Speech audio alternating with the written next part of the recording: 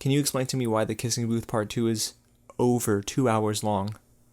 I'm not lying to you. It's 130 minutes.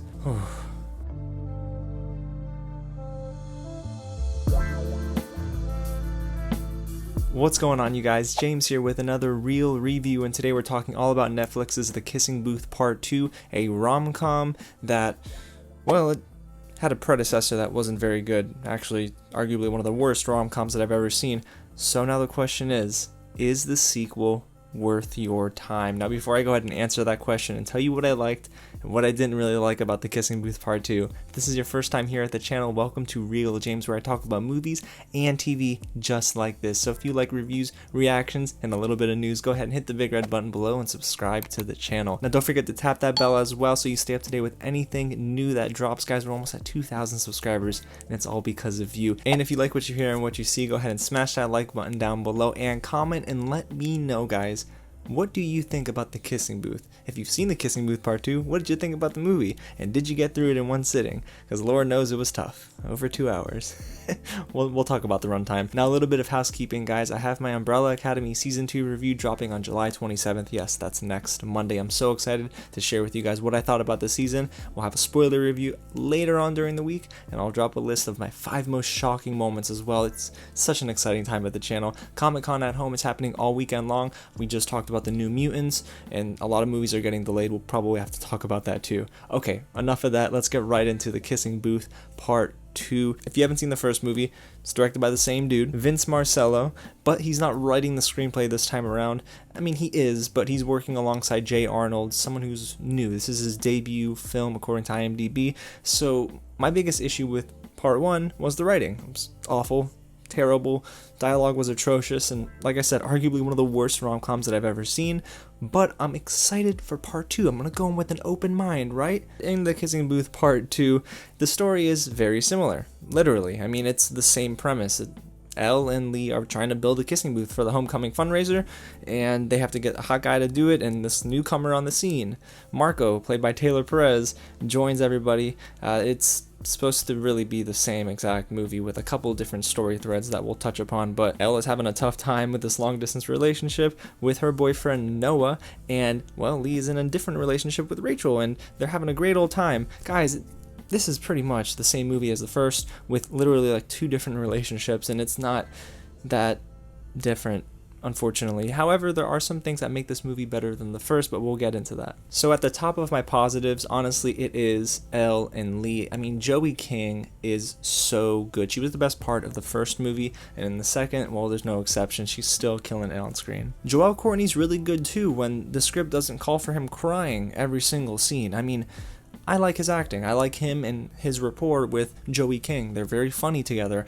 It's just, this doesn't necessarily last all the way through, and they have a great scene in the arcade when they're playing Pac-Man. It's a very small moment, but it's those moments of them together just being carefree and having this great friendship that really make The Kissing Booth Part 2 worth your time, at least for the first chunk of the movie, because really it's just the first 30 minutes of this film that are really, really good. There are also less tropes in that first chunk, and I really do feel like maybe the writing is a little bit better. It probably just took another screenwriter. I mean, listen, there are so many things that were going right for this film, and I thought, you know what?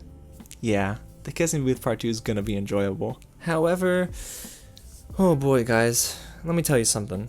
This is much, much better than the first film, but that is not saying too much. I'm not gonna lie to you guys. The Kissing Booth Part 2 is just a little bland, a little too long. Actually, it's way too long, and it still suffers from a lot of the same problems of the first movie. So let's start with the writing. Here in the sequel, it just sort of gets worse over time. I mean, right when you get to that midway point of the movie, it just feels like everything comes to a halt, and the film forgets that it was doing so darn well out of the gates, and just falls flat on its face. The dialogue is all over the place, and everything just gets real lazy and resorts to those cliches and predictable moments that you're so darn used to from the first movie, and gosh, it just makes you groan. Also, I don't understand why the movie had to treat its audience like a bunch of dummies. The film opens up with this recap like we forgot everything that happened in the first film, so I gave it a pass. I figured, okay, it's been a couple of years, maybe people have forgotten, I get it. But then it introduces the OMGs again, for example, and I think to myself,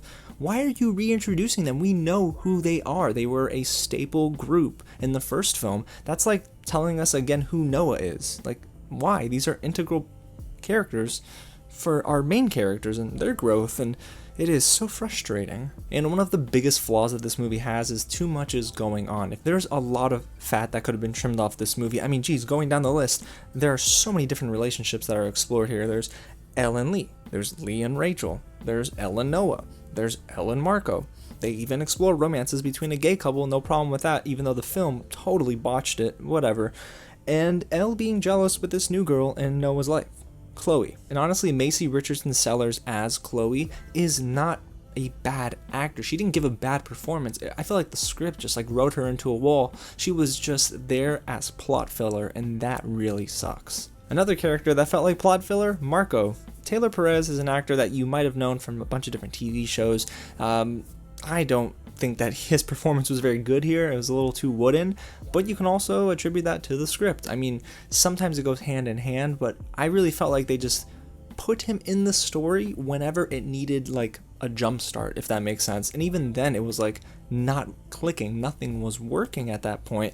It almost just felt like he literally was just a plot device, and that's a shame because from all the marketing you would assume he's a really integral part of the story. I mean, he is to a degree, but the film never gives him an importance, if that makes any bit of sense. And then there's Elle and Noah. I'm gonna be completely honest with you guys. Jacob Elordi is a like teenage heartthrob. The dude is handsome. I mean, he's not bad on screen, but can I be honest with you? The story here treats Elle and Noah as just something to pass the time along. I felt their chemistry was even worse here. It went away. There was nothing here that made you want to, I guess, learn more about their relationship, and I felt it was just so boring. Boring because it was so darn predictable too.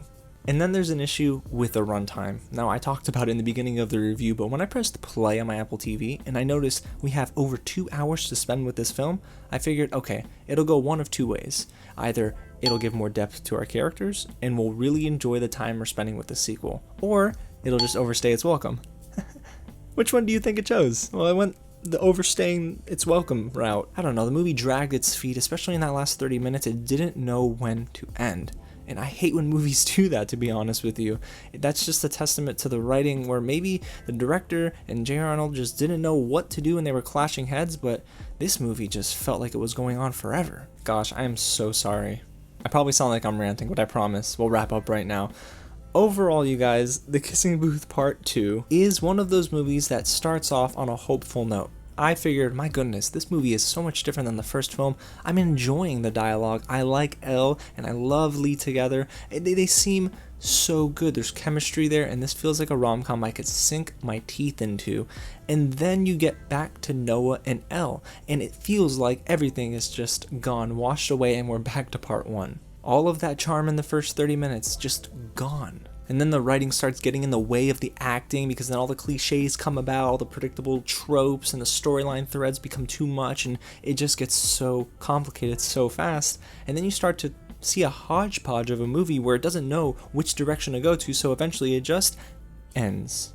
And you think, alright, wow, I cannot believe I spent over 2 hours with this movie. Some of the most effective rom-coms really just make you feel warm and fuzzy afterwards, and you know, once the movie finishes, you figure, man, I can't get enough of that story, I kind of want to watch it again. But instead, with The Kissing Booth Part 2, when everything finished, I figured to myself, I'm just so exhausted. And when the movie finished, I said, finally, this film is over, because it spent over 2 hours saying not much at all. And what really makes me so sad is that I was looking forward to The Kissing Booth Part 2 a ton. Even though I really didn't like the first movie, I figured I'm going to go in with an open mind. I'm going to take this movie for what it is, and hey, maybe they overcame some of the shortcomings from the first film.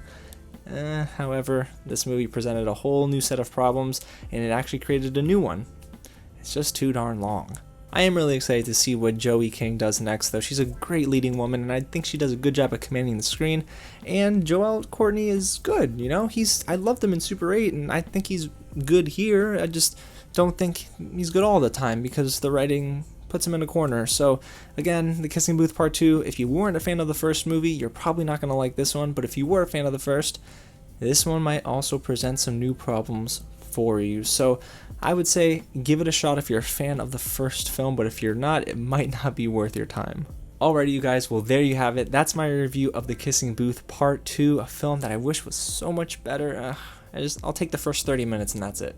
That's it. Hey, if you haven't already, go ahead and hit the big red button below and subscribe to the channel, and consider tapping on that bell as well so you stay up to date with anything new. Like I said, my Umbrella Academy Season 2 review is coming. Comic-Con at Home is not done just yet, and I can't wait for the weeks ahead.